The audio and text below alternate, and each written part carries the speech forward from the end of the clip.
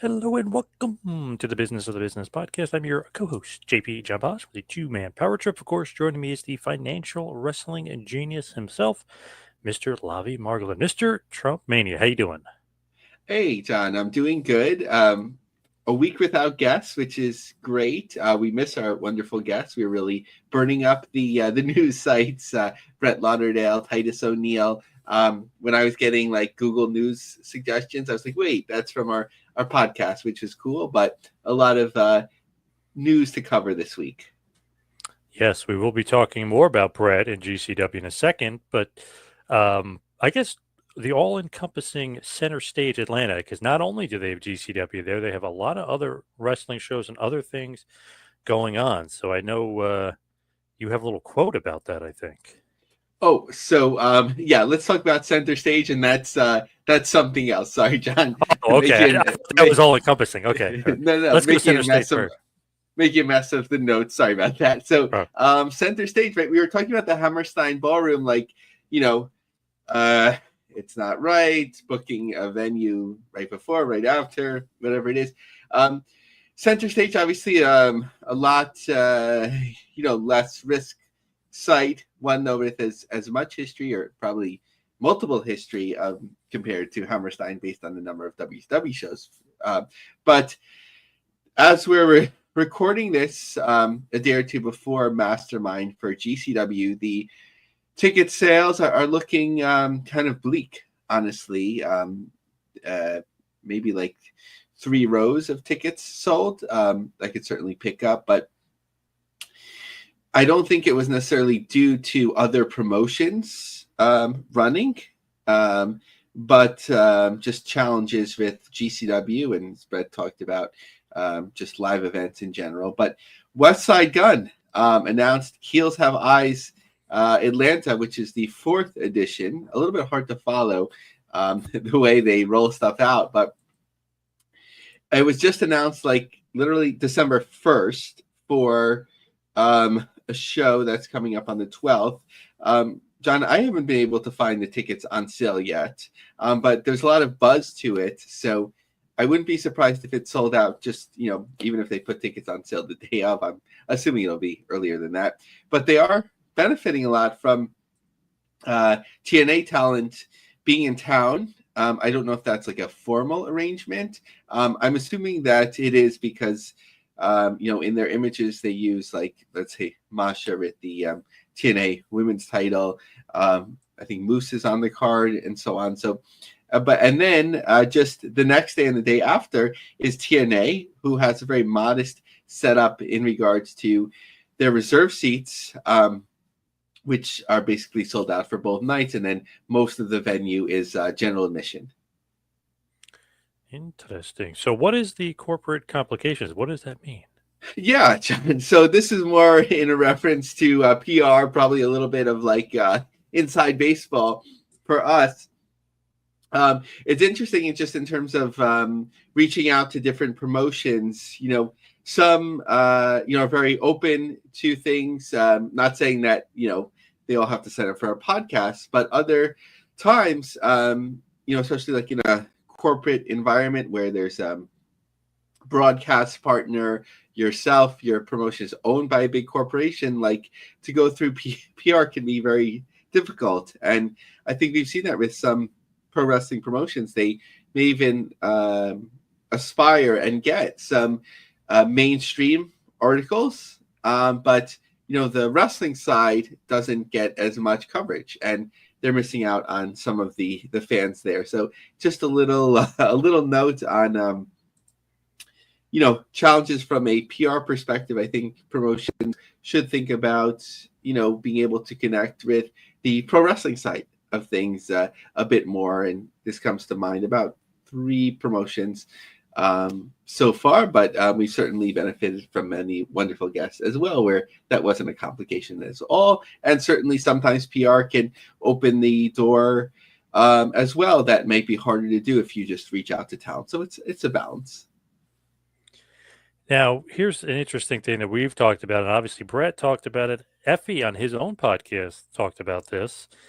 The fact that GCW is running Hammerstein. We're talking about center stage and what's going on there, but Hammerstein, GCW is running there. Then all of a sudden, AEW is running there a bunch of shows after GCW announced their big show, and obviously a lot of different opinions, varying opinions, what's going on there. So, in my thinking, Tony Khan possibly pulled the Vince McMahon and, booked a building that somebody else had booked beforehand and trying to, take some of their luster away and make sure that they go to his show and not their show and kind of hurt the other show. So, some people are saying, oh, that's not true. Then AEW for Ring of Honor booked Matt Cardona, who's like the GCW stalwart and GCW commissioner, all those stuff. Then they booked him for Final Battle against Chris Jericho. So now I am further convinced, 100% convinced, that AEW did this on purpose. What's going on with Hammerstein? No, it's a good point, John. So I think it's one of two things. A, what you talked about, or B, this is pro wrestling. Even if it didn't start out intended as so, don't you think like Tony Khan would get like a real high out of like, the lights go out during Effie and Ali Catch's, I guess, number one contenders match. They come back on. It's someone in a mask holding a kendo stick. They take off the mask. It's Tony Khan. The crowd goes crazy. Right. It's Tony Khan. And, he whacks Effie over the head. Ali Catches conflicted. She covers Effie for the 1, 2, 3. I think like Khan has dreamed of this sort of stuff all his life, right? But he knows he can't be a wrestler. I think he talked about some sort of time cop wrestling. I'm not sure what that is recently. So of course he's going to get in the ring at some point, but this would be a nice opportunity for him. And I wouldn't be completely shocked if not starting rumors. I obviously have no insider knowledge. It's probably you talked about, John, but there is something to work with here. Wow, look at you putting the Booker hat on. That would be pretty cool, actually. It definitely would work. But to me, bro. Yeah, yeah, we've seen that before. So I think it would work for sure. But with Hammerstein, how is GCW selling, and then how's everybody else selling? Yeah, I'm not as panicked as some people super fans or whatever it may be. I think they're doing okay. You have to know that the first show, it's going to be something unique and whatever. And then next time it's just going to be harder. So 84 tickets moved since 7 days ago when WrestleTix posted this. So this is a couple of days ago. So 765 in a 20-5 setup. Now, there's a ways to go. So it's not going to be consistent. You can't do the math necessarily 10 tickets a day. But 48 days till the show at that time, times 10, maybe a little bit more, 500 tickets, 1,400. That's not bad, but it's not what they're aiming for necessarily. But the AEW and ROH setups are smaller, of course. It's not all the sections have been opened yet, so it's not just a logistics issue, but that's closer, I think, to... what is it, 1,500? I'd have to double check on that. So they're not going for that number because it's more of course, a televised presentation. So if AEW sells out and GCW sells out, how come GCW will have more tickets sold? What's the breakdown? Is it because of the setup? Yeah. So according to WrestleTix, section 101 and 105 are not included in the setup. So those could open. There doesn't seem like a reason why not. Now, on the floor is really where you have that variability once you open up the balconies. So ROH and AEW currently have a very large setup, or at least a much larger setup on the floor. So that's about 1,400 tickets. So it'll be interesting also. The ROH AEW shows could very much sell out, and those probably will, based on very limited availability right now. Interestingly, actually, I thought the ROH would sell quicker because of just the history in the building, but obviously AEW has the much bigger brand right now. But we could very much see a scenario where AEW and ROH sell out, GCW doesn't, but exceeds their number in the building. Interesting. Okay, gotcha. As far as AEW should sell out, I would guess, right? I mean, I would imagine, but remains to be seen as of yet. Yeah, so that's just a couple days ago. I grabbed this, and there was just between, depending on the night, 85 and 100 tickets left. So I think that'll sell out for sure. I've been thinking about it a little bit. I guess it'll depend what's available, like in terms of resale at the time, but for either the Saturday or Sunday show. But of course, as we talked about, we're both going separately to the WWE holiday show. So it might be a lot, but if there's something especially appealing, I'm open to it. What is going on in the world of GCW outside of what we've talked about so far? So just a quick note, and probably not on most people's radar unless they're listening to our show regularly, or Gavin Bridge certainly, or into fast channels. But Fight has a 24/7 fast channel that's pretty widely distributed. It hadn't had GCW content on it before that I'm aware of, but Mastermind will stream live on the fast channel, which is typically behind the Fight Plus or Triller Plus paywall. So that'll be an interesting experiment to see what happens with that. Just in terms of their upcoming shows, as we're recording this, Tampa and of course Atlanta. Actually, maybe I'll go out of my way to find that on one of my fast channels. I want to see what Center Stage looks like as it's going on. But then next week, Phoenix and LA. So LA will be interesting to see how that holds up. I think it was nearly sold out, but not sold out last time, breaking that streak. Seattle. Interestingly, also, John, there's no Atlantic City double shot this year. New Year's Day. Oh. There was the the Jersey Pro and so on. It's just a Ridgefield Park show, so low stakes. Into the new year, Rochester, and then France, the UK, and then the Jersey City Cup in mid-February, and probably a little bit to be filled in January and February up to that. What is going on in New Japan Pro Wrestling right now? So Walter Pyramid in Long Beach is December 15th. I think it was about 1,300 tickets distributed, which isn't bad, of course, in today's world, but it is a venue that's set up that can be set up for just under 3,000 tickets sold. Last year, they actually in May of 2023, 2,903 tickets. I don't remember if that was Mercedes Moné's debut with the promotion that really got them there, but that seems like a really long time ago. And now it's just about 1,300 tickets. And then in January in San Jose, 884 tickets distributed of a 2143 setup. Actually, Mercedes Moné was in San Jose, not in the Walter Pyramid, so I don't remember what the draw was there last year. And then just a note that they established a merchandise distribution in Europe, as of course they're always looking for growth outside of Asia and Japan, certainly. One of the world's premier promotions is thrilled to announce the launch of its UK-based European online store, bringing New Japan's exclusive merchandise to fans across Europe, expanding the promotion's global footprint. Event Merchandising Ltd, a trusted partner in global branding, and this distribution company has worked with WWE, TNA, and World of Sport Wrestling, at least the modern iteration of it.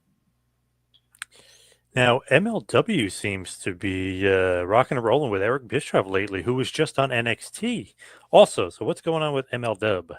Yeah, John, did you see either Bischoff appearance? I caught the beginning of his appearance on MLW, and it was like a little awkward, a little retro to me. It was well, what I saw was him and Matt Riddle and Tom Lawler, and Lawler and Riddle were making fun of him for bankrupting, quote unquote, WCW, and they were kind of going back and forth. Yeah, and like Bischoff, it kind of felt like somebody that opens like a comedy show or something. It's like, who was your favorite member of the NWO? Scott Hall, Kevin Yeah. Nash. So that was like a little bit cheesy. I don't know if it was like more impactful on NXT. 3,000 people, at least when I clicked in, were watching live MLW. I don't think it means much at that point. We'd have to see sort of like plus 7 days. How did it impact compared to like other MLW streams of that nature? But I think it was a good idea. We're trying. It was just interesting that that this was announced, and then a couple days before it was NXT. They have their Battle Riot in LA, which is at a Commerce Casino and Hotel in Las Vegas. I didn't even know gambling was legal in Las Vegas. I mean, in Los Angeles. I thought you had to go to Las Vegas. So I've been behind the times as a New Yorker here. But upcoming, they're North Richland Hills on January 11th. I love that venue.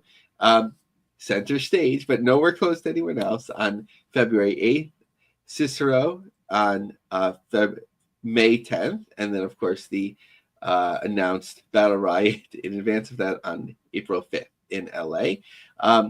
Bischoff's one shot, it certainly looked like a sellout or near sellout to me. In Texas, a few rows deep at this point. Not all the tickets were put on sale.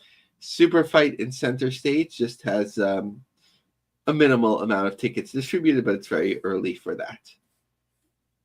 Do you think Bischoff being on NXT right before MLW hurt MLW at all? Because people maybe tune in to see him on NXT, or do you think it helped MLW that he was just on NXT? I think it hurt. Especially you're like promoting it like as, oh, Bischoff, he doesn't want to do too much with wrestling.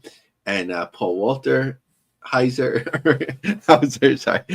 convinced him to come on and whatever. Like there was a whole thing. But I don't like, I think if the NXT appearance was like buzzworthy, and I know the rating didn't indicate that, but if it was buzzworthy, it'd be like, oh, okay, MLW is cool because they have like NXT. They just featured this wrestling legend or whatever it may be. But I think it's sort of like it took something away, and it kind of felt on brand with like publicly what some people feel about Eric Bischoff, which is like that he's not loyal to one thing than another. And I didn't get to see the parts, but it was kind of like cheesy about like promoting 83 weeks. Like I think it's a good name for a podcast, but like the 83 weeks.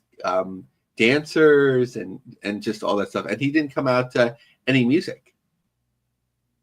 Oh, really? I was wondering about that. Interesting. At least as far as I don't know if there was an audio problem. I know, right? They just turned over whatever was going on there with the people in charge of production, but I couldn't hear any music when he came out. As far as TNA is concerned, what is going on? Because I saw they were promoting shows possibly in New York City and Los Angeles, California. Yeah, so maybe we should have let off with this, John, but this, especially New York, really struck me by surprise. The Galen Center in LA, yes, it's 10,000 seat, but it's not a a premier venue. Ring of Honor had, I think, for a pay-per-view show at some point, 3,400, 4,400, something like that, for Rebellion. But Slammiversary, the UBS Arena, right, like on, what is that, on the edge of Long Island, like Long Island, New York City. Yeah, Long Island. July 20th, that's a 17,000 seat venue. Yeah, that's huge. I was like, Tony Khan would be proud. One of the things that I felt like TNA was really learning was that for their premium live events, lean into like these nice size, like, even not even mid-level, like small venues, and you can like really celebrate. You got 2,000 people there, 2,500, and for the first few rows you charged a lot, and you did well, and it looked cool, and everything like that. But now you're running a 17,000 seat building. But like, John, I was thinking about it, like compared to the old days, right? Like when WWF would run Madison Square Garden, Nassau Coliseum, and Brendan Byrne Arena, right by the Giant Stadium complex. Now we have in the same market 5, right?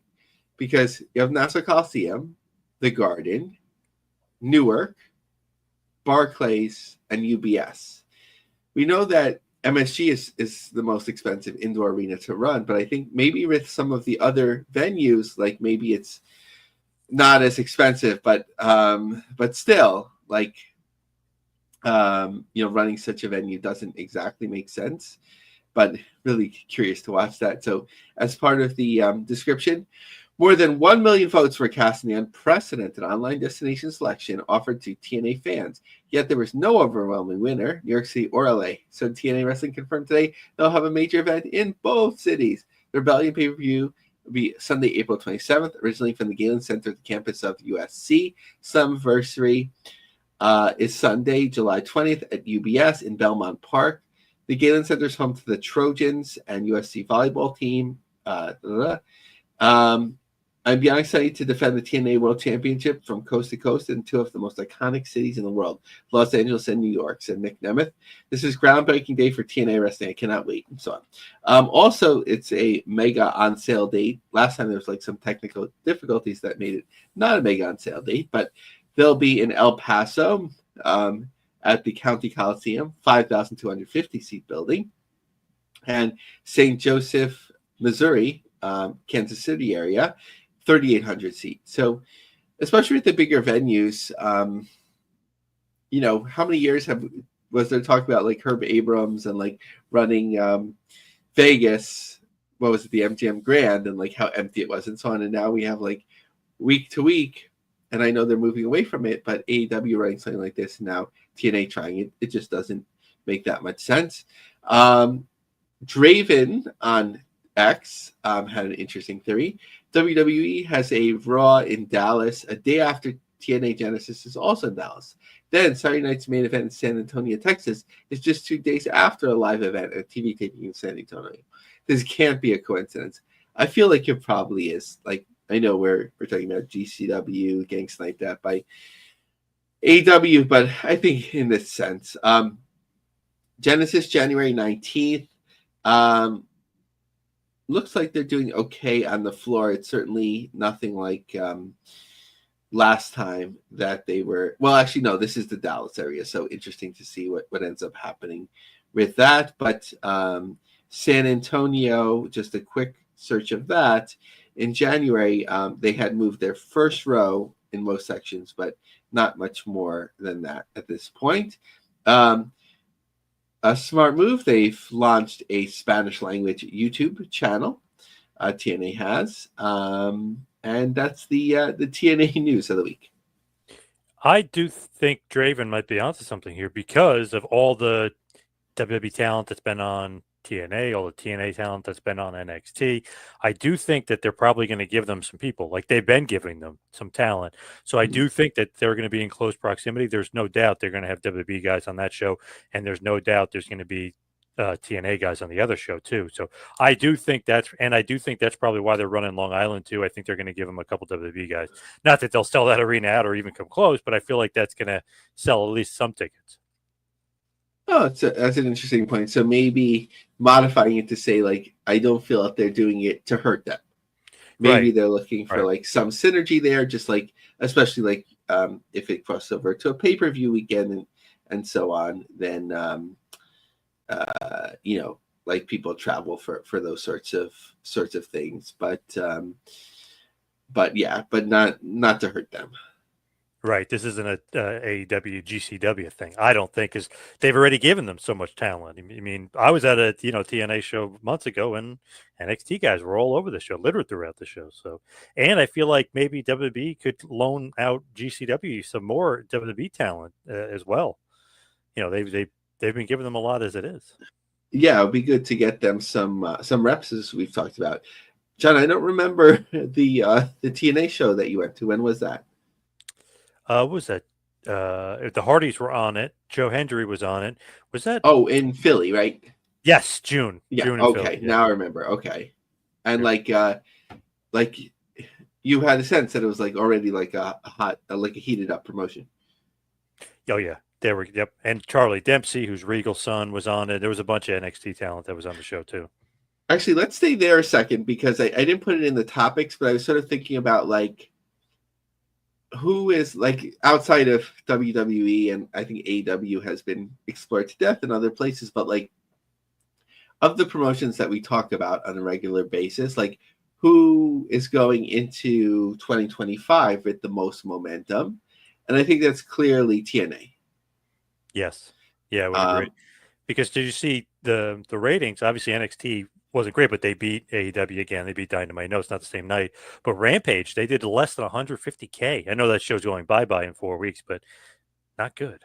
yeah, WoW is like if we Killing could them. get any if we could get any syndication ratings recently, which we Yeah. haven't been able to get, assuming that that those probably don't swing too much, they're just dominating by default. Anything that isn't Raw, SmackDown, or Dynamite. Yeah, definitely. Now, what about NWA? What's going on with them, and do you think they have any momentum heading into 2025? They have something cooking. It's just not momentum, I would say. They have interesting like things. I think Billy Corgan's basically enjoying himself, that like he loved the territory, so he's building up his own territory. So it's kind of fun to see that. But the Dothan, Alabama show did really well last year. I don't see it pointed in the same ways, but I've been checking just to see if they're getting local coverage, which they are on the couple of the affiliates. So just a little bit about that.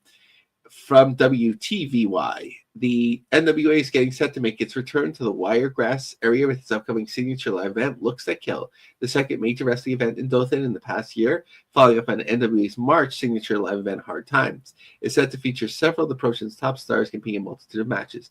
One of those matches is the women's cage match, Natalia Markova and La Princesa Tiffany Nieves inside the confined structure. So they're getting the coverage. Ticket sales aren't looking bad for them. It's just that they did really well in this venue last year. And the OC Theater in January, that looks like, based on the potential setup, just maybe like the first row gone. There looks like a section in the middle that's all dark, but then tickets after that too. So I would say just like the first row necessarily tickets have been sold, besides a little bit here and there. Just thinking about like momentum before we talk a little bit about AEW. MLW, like by default, has a little bit because it seemed like they were really, running on a very tight budget, of course, till they received the lawsuit money, as far as been reported.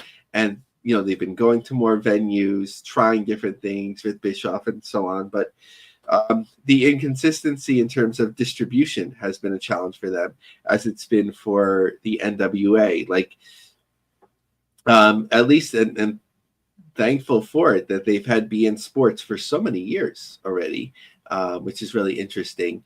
And it's holding on as a network. I always love the ratings for the year of networks, and BN is rated, so that's a plus. There are some networks that aren't rated at all, but usually they come in about 3,000 viewers on average in prime time.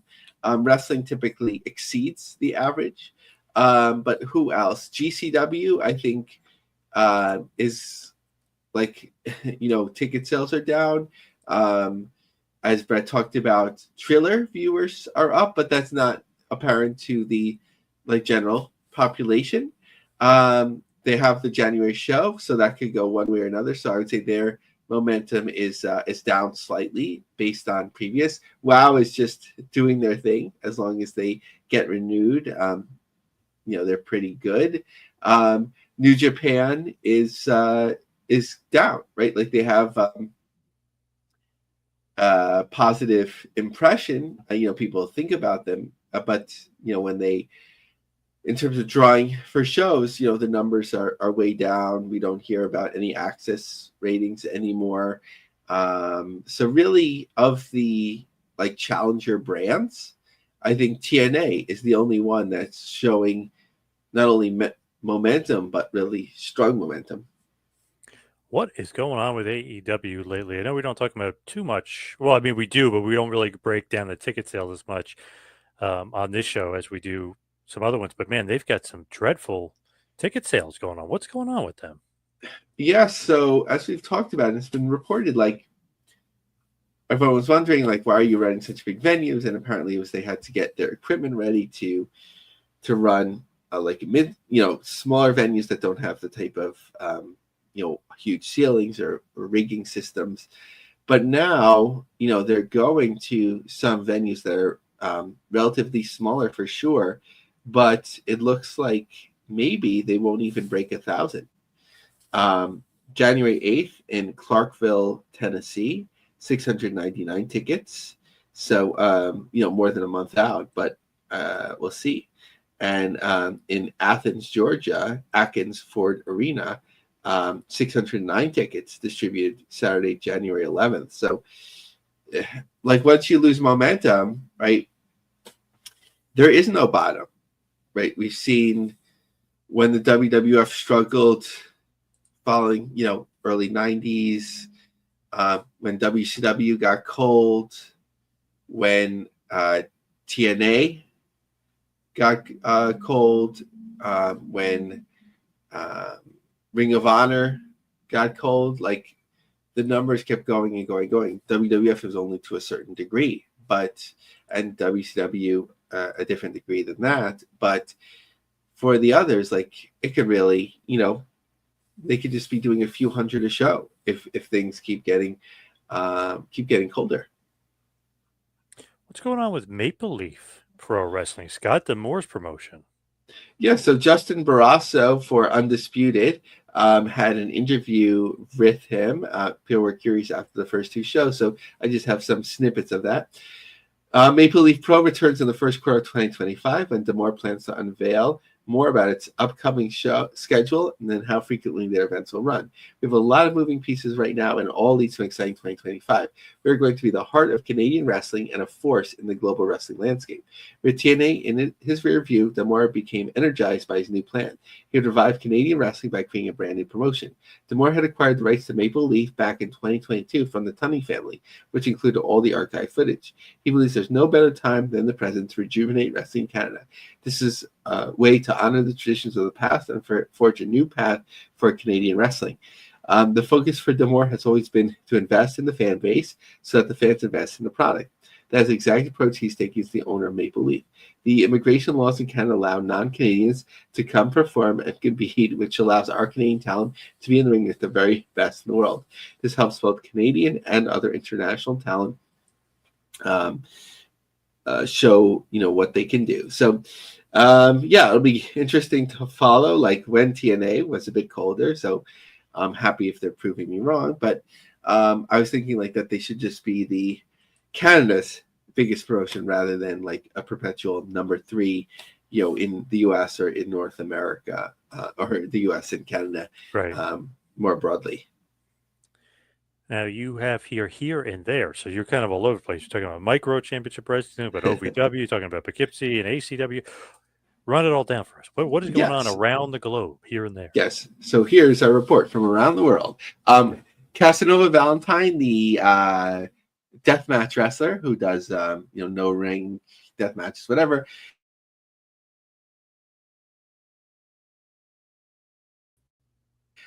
They run more towns, more shows, and draw bigger crowds than everyone. The real secret door is doing a show with them.